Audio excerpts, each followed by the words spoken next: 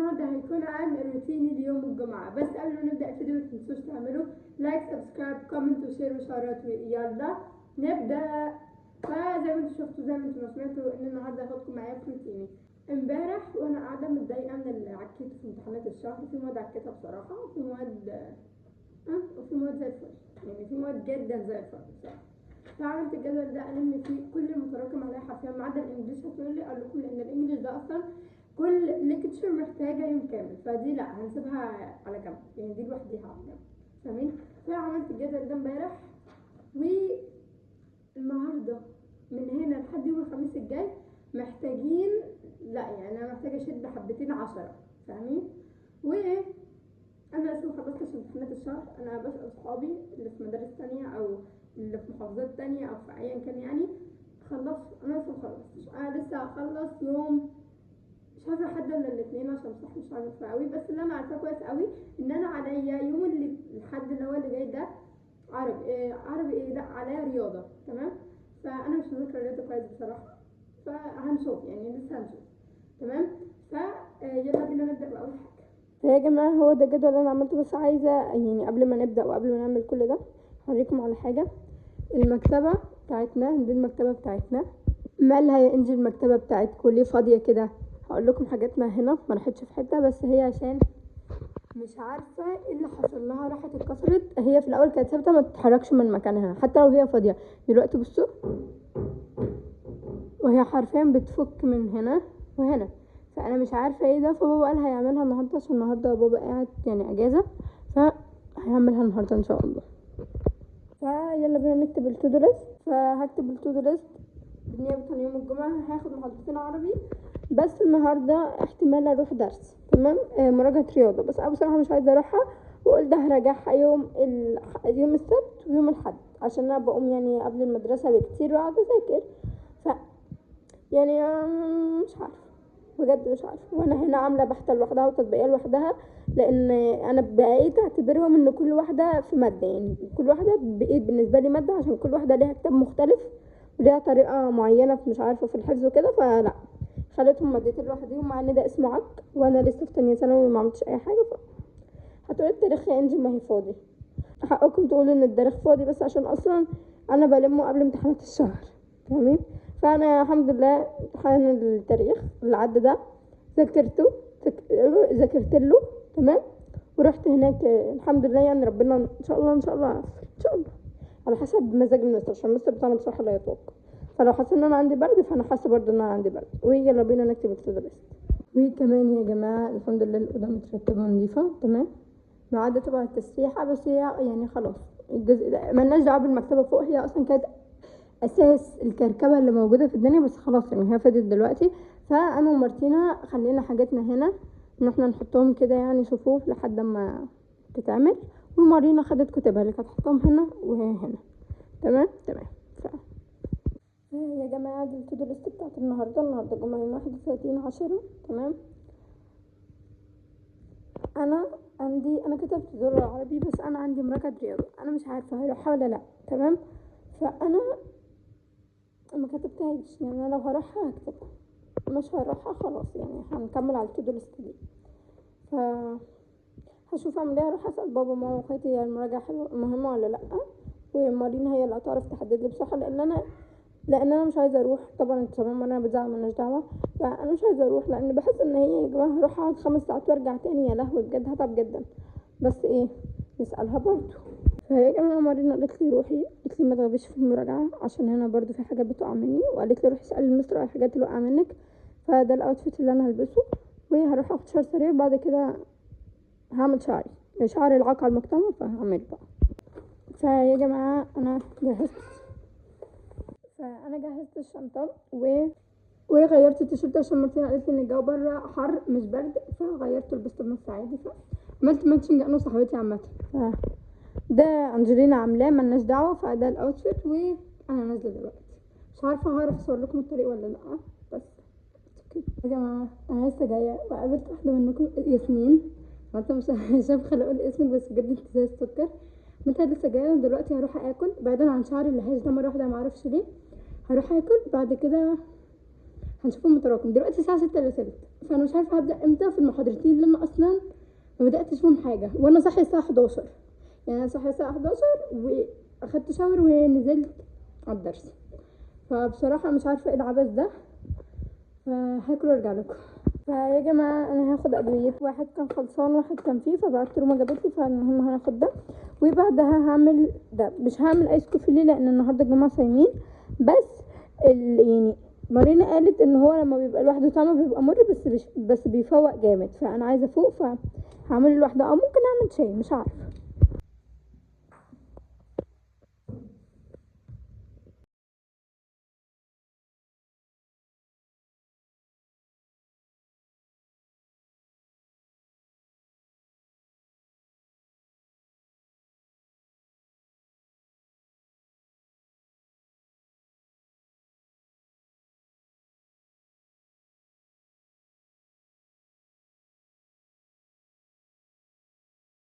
جماعه هقول لكم على تريك وانتوا بتذاكروا العربي، لو بزيادة يعني لو في المنصه متقسمه اجزاء يعني وكده، فتعالوا اقول لكم على تريك انا بعملها كويس قوي، فهي بصراحه فايداني جدا.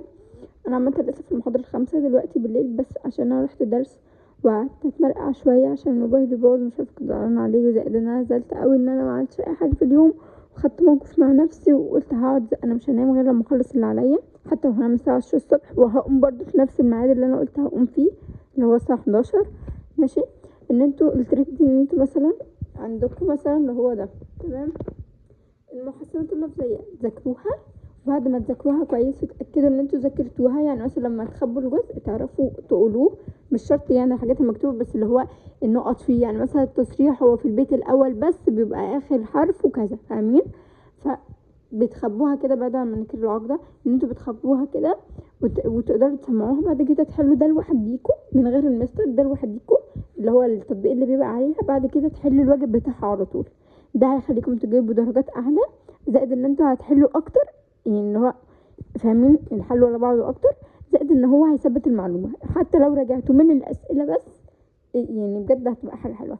ولو في حاجه واقفه معاكم، يعني مثلا المستر ده حل السؤال ده وانا ما فهمتش ليه ما اخترناش كذا بدل كذا، فانا بعت لهم على المنصه، يا رب يرد عليا، بس أنا عشان بعت لهم متاخر فاكيد هيرد عليا بكره، انا كده كده هفتحها بكره واشوف السؤال، فما تترددوش ان انتوا تسالوه.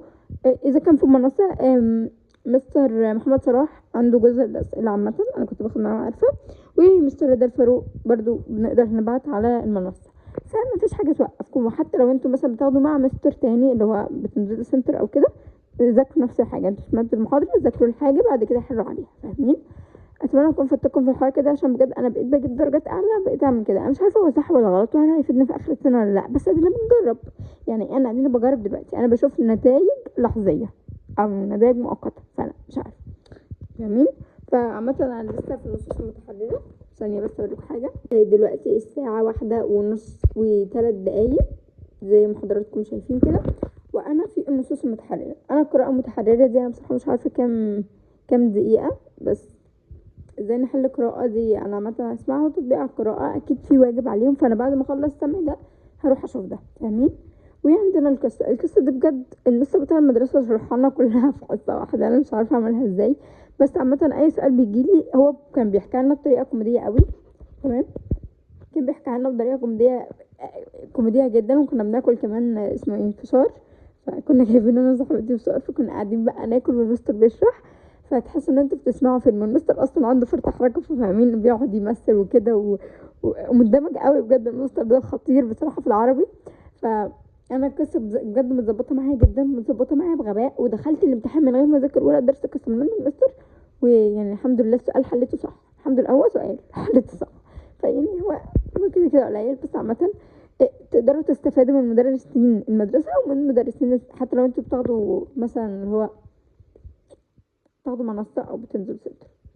وبرده التريك اللي انا قلتها دي بتاعت المذاكره على فكره تقدروا تعملوها لو انتوا بتاخدوا مع مستر المدرسه، هو بيدي حاجه او اتنين فتقدروا تذاكروها، بعد كده تحلوا عليها من الكتاب الخارجي اللي انتوا جايبينه او حتى من كتاب الوزاره. بصراحه ما شفتش كتاب الوزاره، بس تقدروا تعملوا كده. معلش طولت في الكلام، هروح اكمل المذاكره وارجع لكم.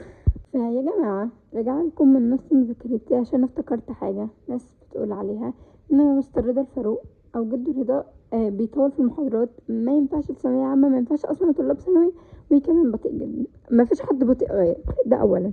ثانيا مستر رضا الفاروق بجد يا جماعة محاضراته لو حد حرفيا تركيزه في المحاضرة مثلا او في الفيديو الواحد 100% مش محتاج يذاكر، لا مش ببالغ، بس هو حرفيا مش بيبقى محتاج يذاكر. هو لو قرأ بس الدرس حرفيا هيحل، ما فيش سؤال هيسيبه بالمعنى الحرفي.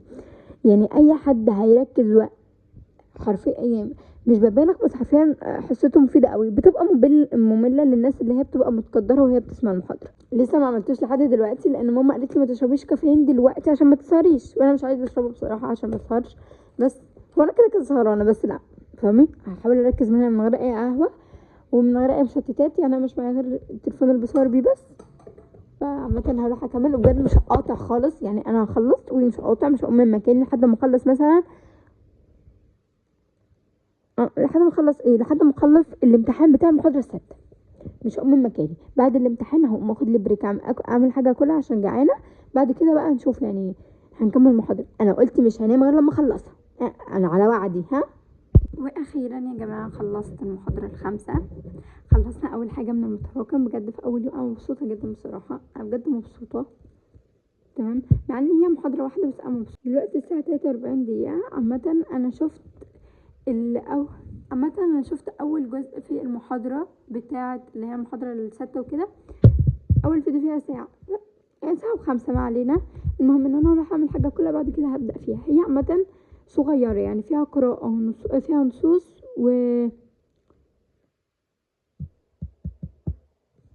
استنى نسيت. فيها ادب ونصوص وقصة.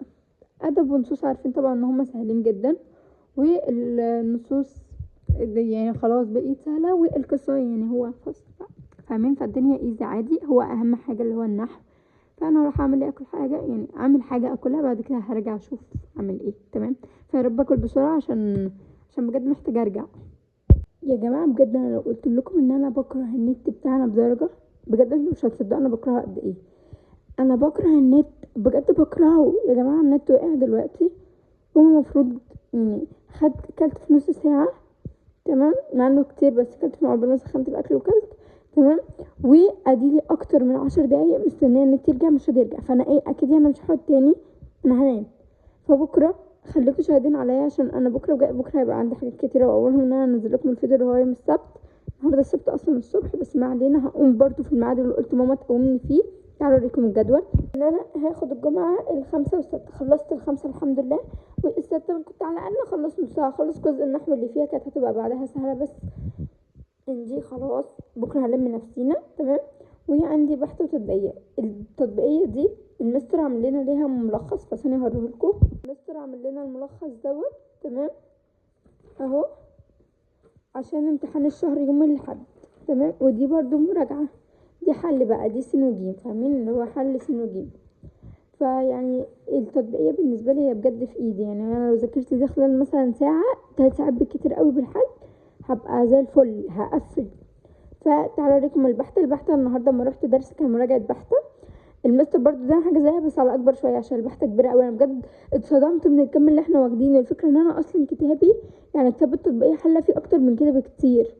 لو انا حسيت فعلا ان انا مش بذاكر بحثة، وبستغرب في الاخر انا ليه بجد مش بجيب درجات وحشة. يعني بقيت بستغرب انا ليه بجيب درجات وحشه.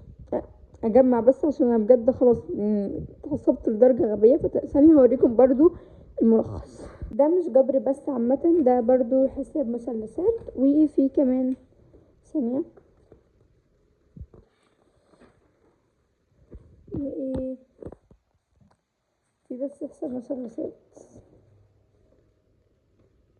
مش عارفه. بس احنا كل اللي خدناه، لا ثانيه اوريكم ايه كمان بس ما علينا. دي الملخص بتاع اللي هنمتحن عليه في امتحان الشهر.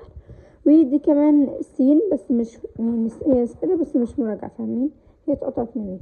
فهي حلينا مع المستر شويه، فطبيعي هحل، بس هي مش اجابه. فانا هبعت للاسيستنت يعني ابعت لي الاجابه وكده، ايا كان مش مهم. يعني بكره هذاكر دي. انا لو حسيت نفسي انا كتبتها احتياطي في الجدول عشان ايه، عشان ابقى عارفه. لو حسيت نفسي ان انا في دروس واقعه فيها هروح اذاكرها من الكتاب ذات نفسه واحل عليها من اول وجديد عادي. اديني بقول لكم يا جماعه، عشان تبداوا تعملوا اي جدول في حياتكم بجد، خدوا وقفه مع نفسكم. يعني انا كنت مثلا ببدا الجدول ومش بخلص، ابدا اخد يوم واثنين وثلاثه واسكت. ايوه كنت يعني اكتر من مره اعمل جدول كام ساعه واسكت. كمان انا جات لي تروما من كل المواد، وجات لي تروما اصلا من التعليم، وعايزه اخلص باي طريقه. وبس كده بيكون خلص الفيديو. لو عجبكم الفيديو ما تنسوش تعملوا لايك سبسكرايب كومنت وشير وشعارات. ويا جماعه احنا اسفين على التاخير، بس بجد انا كان عندي امتحانات شهر وما كنتش قادره خالص. ومارينا طبعا سامعينها مش هتعرف تصور لكم، ومارتينا اصلا مش بتذاكر ومش بتحب تصور. يا جماعه بجد احنا بنحاول لمارتينا، بجد احنا قربنا نبص رجليها عشان تصور مش بترضى تصور. تمام، هنعمل سكيب لمارتينا عادي جدا. وباي.